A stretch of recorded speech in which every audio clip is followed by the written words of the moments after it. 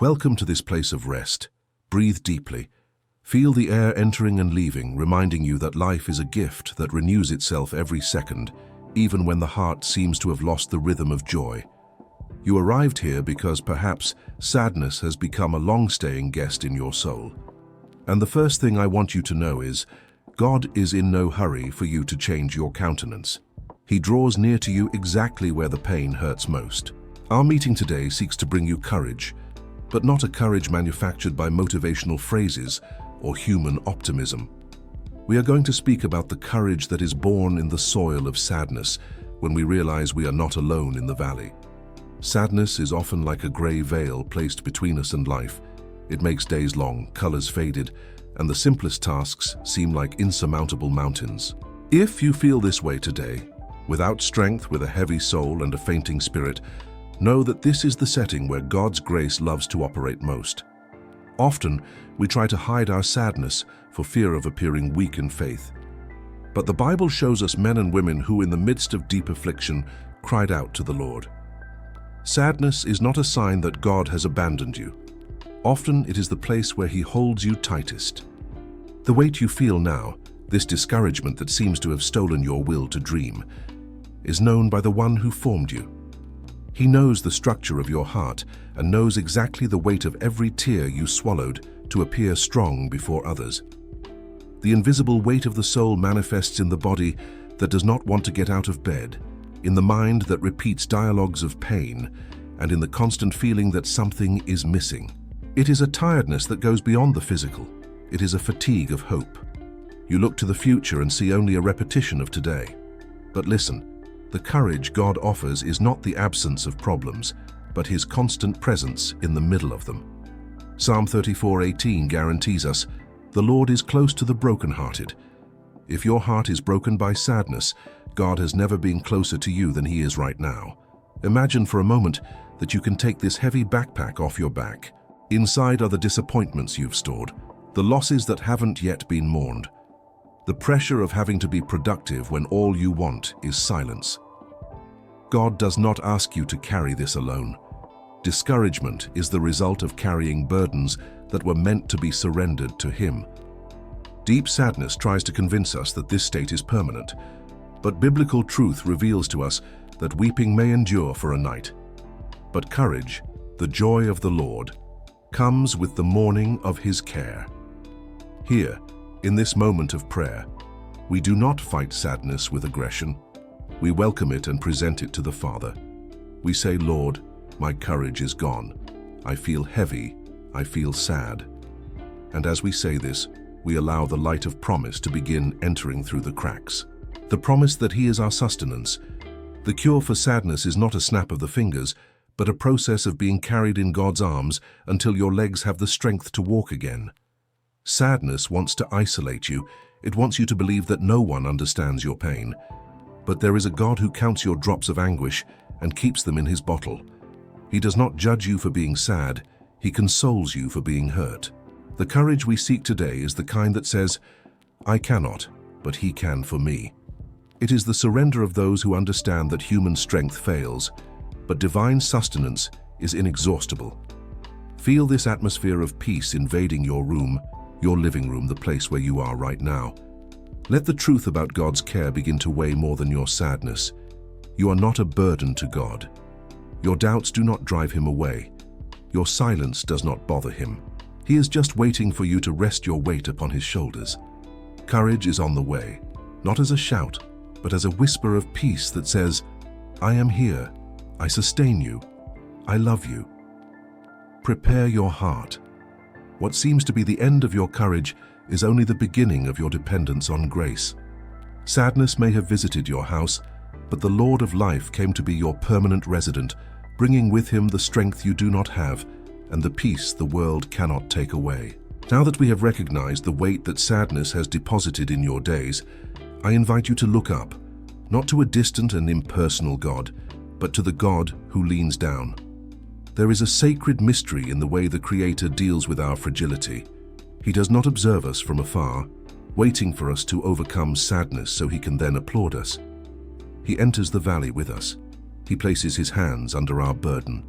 The Bible uses powerful images to describe this sustenance. In Isaiah, the Lord promises, "Even to your old age I am He, and even to hoar hairs will I carry you. I have made, and I will bear. Even I will carry, and will deliver you." Feel the depth of these words. I will carry you. Courage begins to sprout when we understand that our survival does not depend on our strength to hold God's hand, but on the strength of His hand holding us.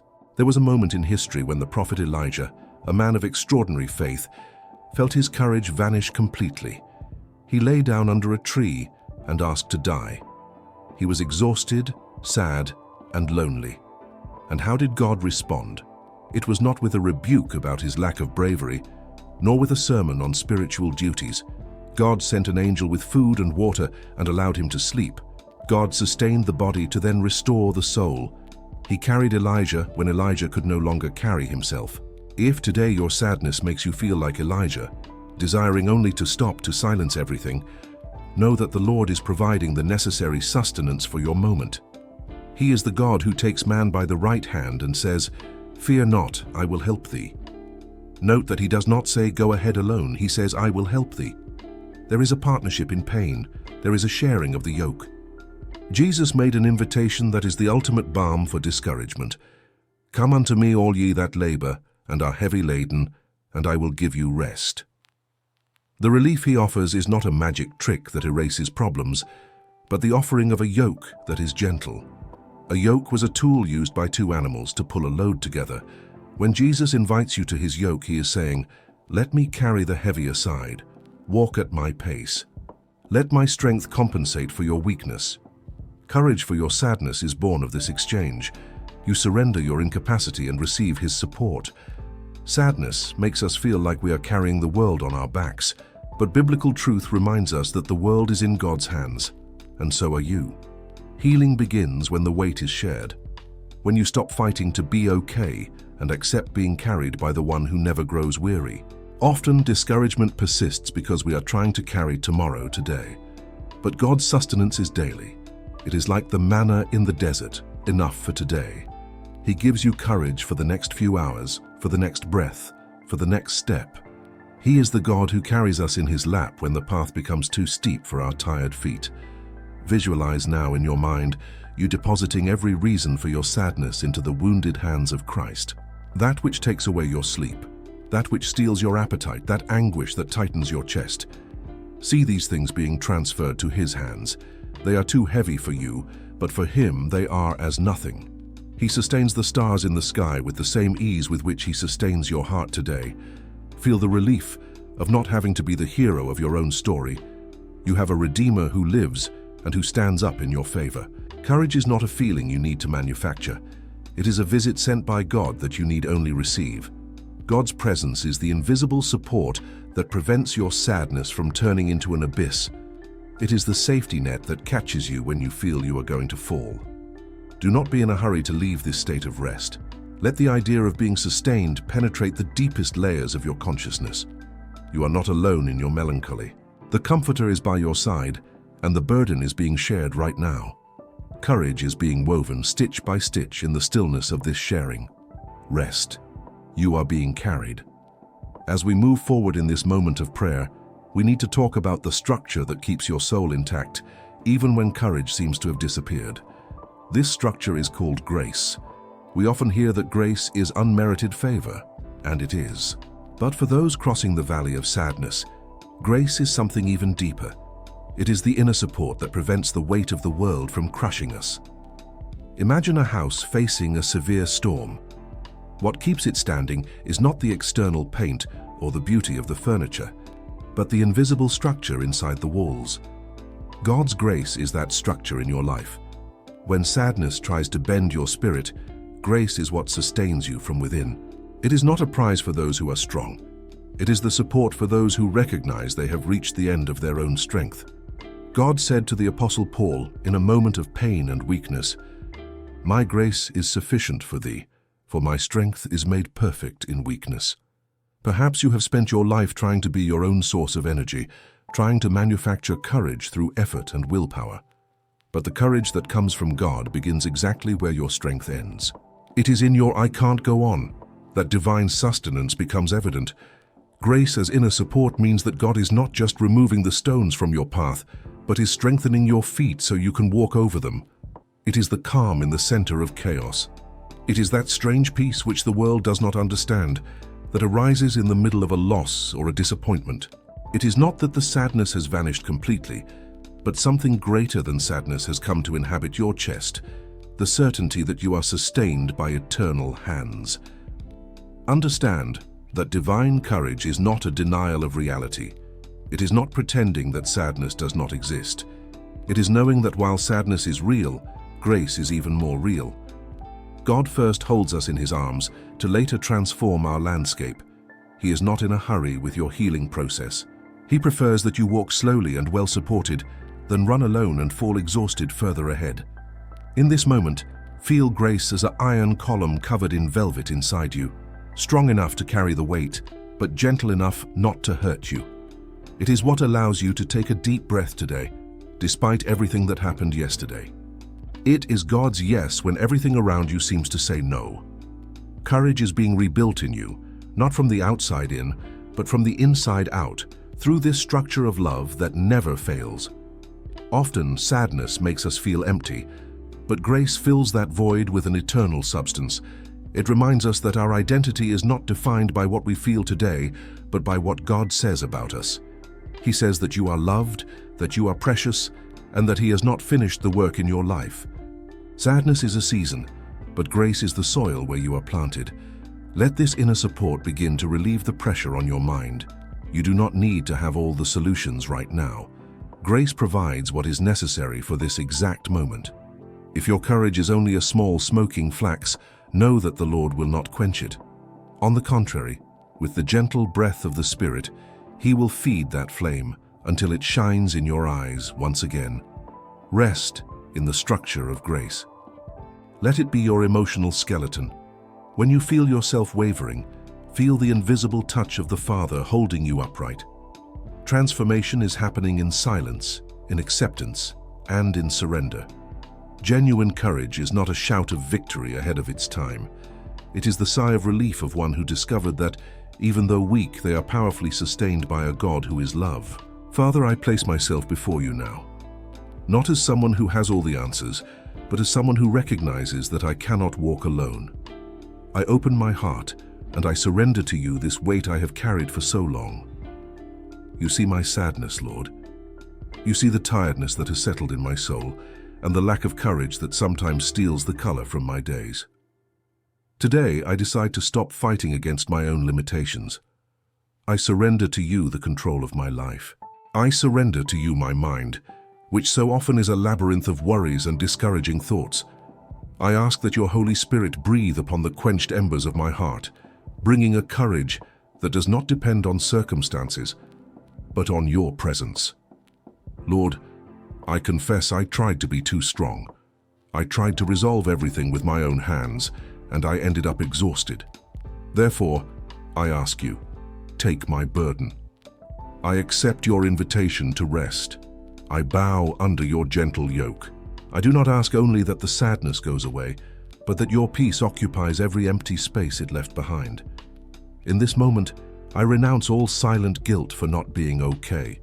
I renounce the pressure of having to demonstrate a joy I do not feel.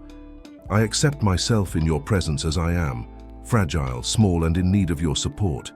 I declare that my strength does not come from my will, but from your faithfulness, which is renewed every morning. Father, heal the memories that generate pain. Restore my identity as a beloved child. May your grace, which is my inner support, be felt now as a real embrace. I surrender to you my future and all the expectations that weigh me down. I choose to trust that the Lord is working in the silence, reorganizing my interior and preparing a new time of flourishing. I break in the name of Jesus every stronghold of isolation. I receive your courage now, not a fleeting enthusiasm, but a solid hope, grounded in your word. I declare that although I feel weak, the Lord is my rock. Although I feel sad, the Lord is my constant joy. I surrender myself to your healing process. I am in no hurry. I rest in your time. Thank you for carrying me in your lap when I do not have the strength to walk. Thank you for being the God who not only removes pain, but sustains me through it. I receive your rest. I receive your courage. I receive your peace. Amen. Now, as we close this time of surrender, I want you to feel the relief of one who no longer needs to carry the weight of the world alone. Sadness may not have disappeared completely in an instant, but something fundamental has changed. You are no longer trying to overcome it with your own hands. You feel accompanied. The courage the Lord deposited in your heart today is like a small seed. Do not pressure it to grow too fast. Allow it to be nourished by rest and trust. God's invitation for your day or for your night is not, "Go and be victorious by yourself." His sending of you is sweeter and deeper. "Go, for I am with you." Do not be in a hurry to see immediate results. The healing of the soul is a silent process, like the dawn that, without fanfare, expels the darkness. Walk without the demand of being perfect. If tomorrow the weight tries to return, remember that the hand that sustained you here remains extended. You have a sure refuge and a very present help in trouble. Go in peace. Go with the certainty that you are supported by a grace that does not fail. Your courage will be restored at the rhythm of God's love and not in the urgency of the world. Rest your thoughts. Calm your heart. You are safe in the hands of the one who counts the stars and knows every detail of your pain. To seal this moment of healing and rest, keep these biblical passages as a balm for your week. Psalm 55:22. Cast thy burden upon the Lord, and he shall sustain thee. He shall never suffer the righteous to be moved. Isaiah 41:10. Fear thou not, for I am with thee. Be not dismayed, for I am thy God. I will strengthen thee. Yea, I will help thee. Yea, I will uphold thee with the right hand of my righteousness. Matthew 11:28-30. Come unto me, all ye that labor and are heavy laden, and I will give you rest. Take my yoke upon you, and learn of me, for I am meek and lowly in heart, and ye shall find rest unto your souls. Stay in the peace that passes all understanding. You are sustained, you are loved, you are never alone.